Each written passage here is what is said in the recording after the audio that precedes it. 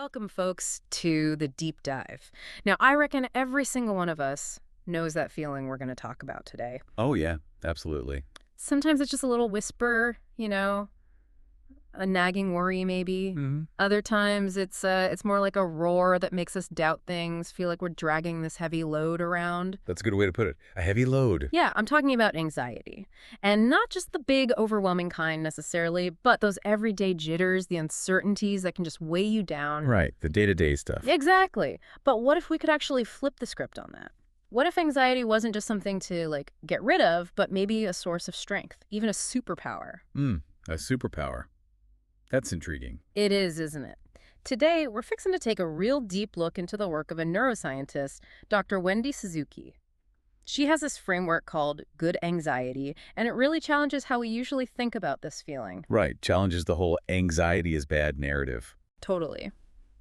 So, our mission today is to dig into these insights from neuroscience, from psychology, that show how we might transform this often uncomfortable emotion into something, well, beneficial. Okay. We've gathered some really insightful stuff from her talks and her writings, and I think you're in for some real eye-opening moments that might change how you see things. Well, Annette, what's truly fascinating here, I think, is that we're going to explore how anxiety, this feeling we naturally try to avoid, right? Yeah, definitely. It might actually be trying to tell us something important. Mm-hmm. It's easy to just push it away, but maybe it's rooted in how we're made. Mm. Now, it's really important to emphasize right off the bat, this isn't about ignoring serious clinical conditions. Yeah. Those absolutely need professional medical help. Absolutely crucial distinction. Yes. Instead, we're focusing on understanding that everyday anxiety we all face, the kind that might keep you up, worrying about a work project or maybe a family thing, and learning how to work with it. Work with it, not just against it. Exactly.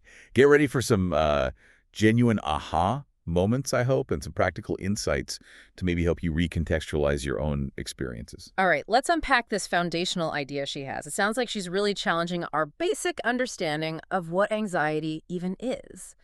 So how does Wendy Suzuki define it, and why does she say we all experience it? Okay, so at its core, Suzuki defines anxiety as the feeling of fear or worry, typically associated with situations of uncertainty. Uncertainty, that seems key. It really is. Think about it. Whenever there's big uncertainty, like during the pandemic, global anxiety levels just soar. Right, you saw that everywhere. But it's not just huge global events. It pops up in everyday uncertain situations, too. That job interview, waiting on test results, even just figuring out what's next. Yeah. The crucial point she makes, and this is really foundational, is that it's a normal human emotion. It's actually a protective mechanism, something that evolved to keep us safe. Evolved, so it's wired in. Pretty much. It's not something to be completely eliminated. It's part of our fundamental makeup, kind of etched into us. Wow, okay. And she draws a really crucial line, a distinction on what she calls the spectrum of anxiety. We're talking about everyday anxiety, those jitters and worries we all know. That's our focus. Right. And that's distinct from clinical anxiety, which, like we said, is serious and needs professional help. It's like the difference between, a minor worry and something debilitating. That makes perfect sense. But here's where I think folks get a bit stuck. If it's meant to protect us, why does it feel like such a burden sometimes? Right. That's the million-dollar question, isn't it? Yeah. I mean, often it feels like it's holding us back, not keeping us safe. It's that constant internal chatter, the what-ifs playing on loop. When you're trying to sleep. Exactly. Or that feeling of dread before you have to do something, even if you're prepared. That's the burden. You hit the nail right on the head there. That's where this thing called the negativity bias comes in. It's a huge piece of this puzzle. Negativity bias. Oh, okay. It's actually an evolutionary safety mechanism. It makes us more prone to see the negative sides of things than the positive. Oh, interesting. Why would that be helpful? Well, think about it like this. Back in the day, if you heard a rustle in the bushes, your brain, assuming it was something dangerous, like a predator, not just the wind. Kept you alive. Exactly. Better safe than sorry. That wiring helped our ancestors survive. But what happens now is, especially when you're tired or stressed out, this bias can really take over. Think about an email you sent. Does your mind immediately jump to how it might be misunderstood? Guilty, yes. That's the negativity bias. Our brain's old, better safe than sorry wiring, often exaggerating modern worries. Suzuki calls this the big kind of stone of anxiety that you wear around your neck every day. Wow, stone of anxiety. that paints a picture. It really does. That negativity bias is a huge contributor to that heavy, burdensome feeling. So we've talked about what it feels like, how it can weigh on us, but what's really going on inside our heads when anxiety kicks in. Let's get into the brain science a bit. Are there specific parts firing off? Absolutely. So when fear or anxiety responses get triggered, there's this little almond-shaped structure deep in your brain, the amygdala. It gets particularly activated. The amygdala, I've heard of that. The brain's alarm system. That's a great way to think of it. Yeah. It's responsible for that automatic threat detection, like when you hear that bump in the night and your heart just leaps. Instant reaction. Totally instant. Now, ideally, your prefrontal cortex, that's up front, behind your forehead, handles rational thought. Calming down, it would step in to regulate that alarm. Okay, so the thinking part should take over. Right. But here's the catch. In situations of high stress, high anxiety, this prefrontal cortex often gets shut down too. Oh no, so the alarm's blaring. And the part that can turn it off or assess the situation rationally kind of goes offline. Yeah. So your brain's alarm is going wild, and your rational mind isn't fully working. That's why it can feel so overwhelming, like you're just spiraling. Well, it sounds like a bit of a tricky setup in our brains then. A real double whammy. It can feel that way, definitely. But is there good news? Can we actually change how our brain responds? Can we, rewire that system? The good news, and this is where Suzuki's work gets really hopeful, is absolutely yes. It comes down to brain plasticity. Brain plasticity, okay. This is the brain's extraordinary ability to change and rewire itself in response to the external environment. Think of it like a muscle. The more you use it in certain ways, the stronger it gets in those ways. So our brain isn't fixed? Not at all. We experience plasticity all the time. Like when you learn something new, your hippocampus literally changes to store that memory. Learning a new skill, playing an instrument. That's brain plasticity. That's it, in action. And exercise is another really powerful way to boost positive brain plasticity, making the brain stronger, more adaptable. And Suzuki uses this concept, brain plasticity, as the absolute core of her research program, especially for addressing high anxiety. It's the foundation for believing transformation is possible. So if the brain can change, then our relationship with anxiety can change too. Yeah. And that's a really powerful, hopeful thought. So brain plasticity offers this incredible hope, this idea that we can actually rewire our relationship with anxiety. And interestingly, Dr. Suzuki's own personal experience became this unexpected catalyst for understanding that transformation. It's a really powerful story, actually. Quite moving. She was right in the middle of writing her book, Good Anxiety. Yeah. When she went through this incredibly intense period of grief. Within just 3 months, she lost both her father and her younger brother to heart attacks. Oh my goodness, both in 3 months. She describes it as one of the hardest times of her life, just overwhelming, so much so that it became impossible for her to keep writing the book. She had to just put it aside. Understandably. Totally. She had to deal with the grief, the sadness, and her own anxiety about, would she ever feel okay again? During that really rough time, she leaned on coping mechanisms, daily exercise videos, reaching out to friends, regular meditation, trying to find some stability. Right, trying to cope. Exactly. And it was during one of these really tough days that a specific moment, just a simple quote, it shifted everything for her, changed the direction of her work. Yes. That's exactly right. It was during one of her daily exercise videos. She's pushing through the motions, heart heavy, and the trainer says something about physical pain and growth. And the trainer says, with great pain comes great wisdom. Wow. With great pain comes great wisdom. And that phrase just struck her profoundly. It made her stop and think, what is the great wisdom coming from this immense pain of grief? Yeah. And then it hit her, this realization, the intense pain of her loss. It stemmed from so much love for her father and brother. The pain was rooted in love. Exactly, like two sides of the same coin. Yeah. That breakthrough really helped her start to emerge from the grief. But then she had an even bigger thought. Okay. She thought, if an emotion as terrible and negative as grief could have this silver lining of wisdom, could anxiety also be beneficial? Could it hold gifts? So applying the grief insight to anxiety. Precisely. And that question, born from her own deep personal experience, completely transformed the book. It went from just being about reducing big, bad anxiety to a quest to discover anxiety's gifts or superpowers. That's incredible. From personal pain to a whole new framework. It really is. It shifted her whole thinking about emotion and led her to identify these 6 gifts or superpowers of anxiety. It shows how even the toughest times can bring unexpected insights. My goodness. That is just, yeah, powerful story. So this experience unlocked this whole new way of seeing anxiety, revealing these superpowers.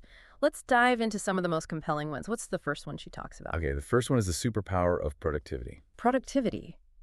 From anxiety, how does that work? Well, it taps into one of the most common forms of anxiety, that what-if list that runs through your head, right? Often when you're trying to rest. Oh, yeah, the 3 a.m. list. Exactly. Worrying about a big work project or an important family thing or something else that really matters to you.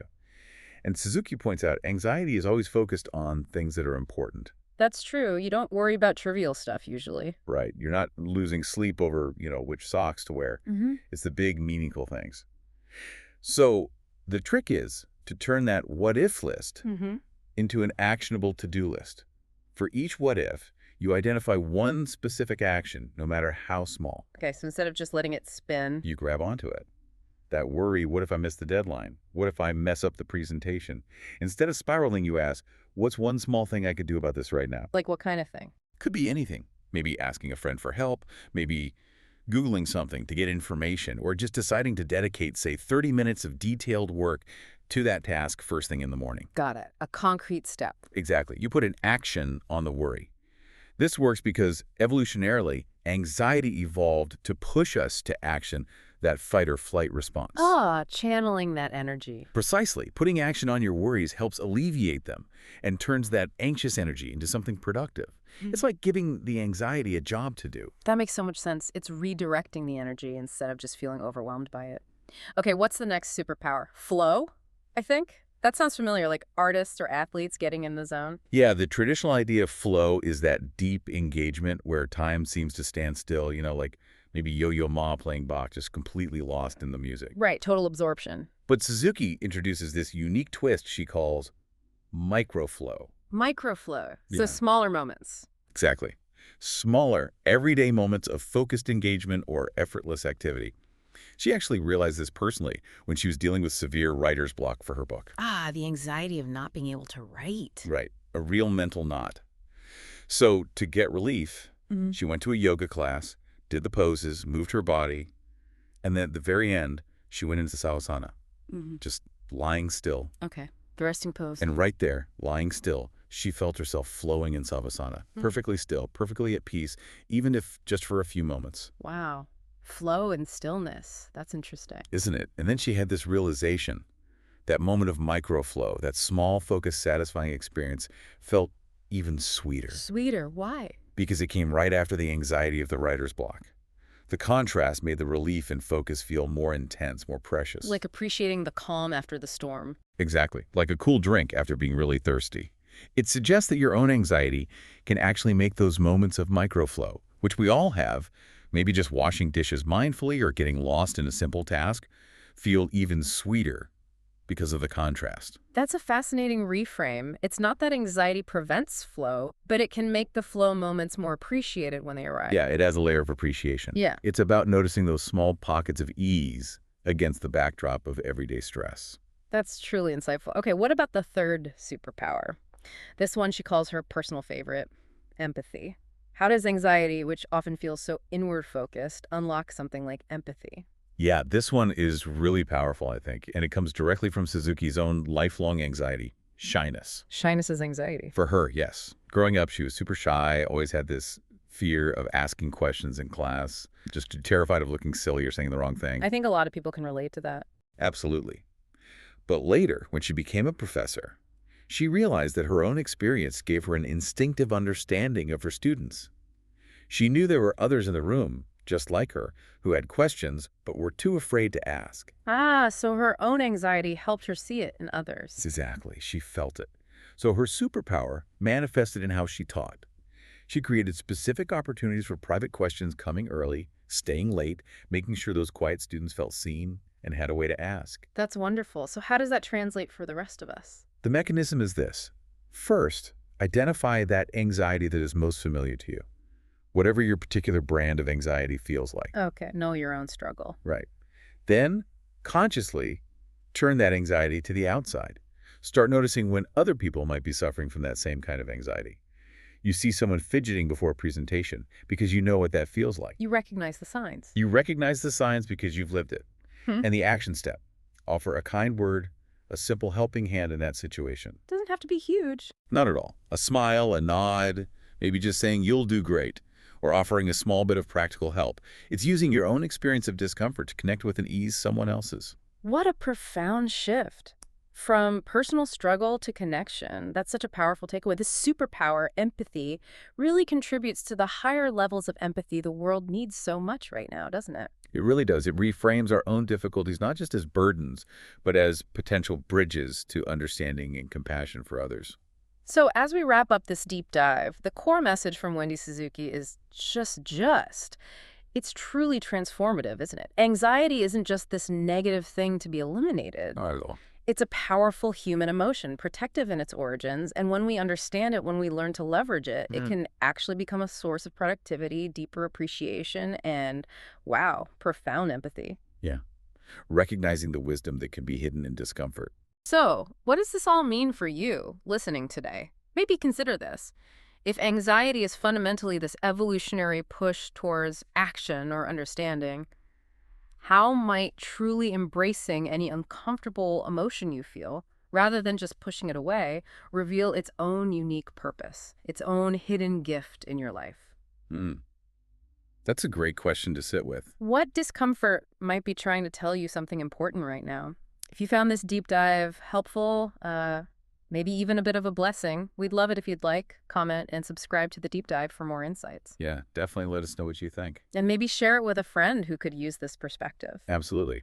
And as we close out this conversation, may we all find strength and understanding in this complex tapestry of human emotions that we all navigate. Amen to that. May we see the potential for growth and connection in every challenge, knowing that even when things feel uncertain, there might be gifts waiting to be uncovered. Beautifully said. And a warm shout out to all of you listening out there, wherever you are.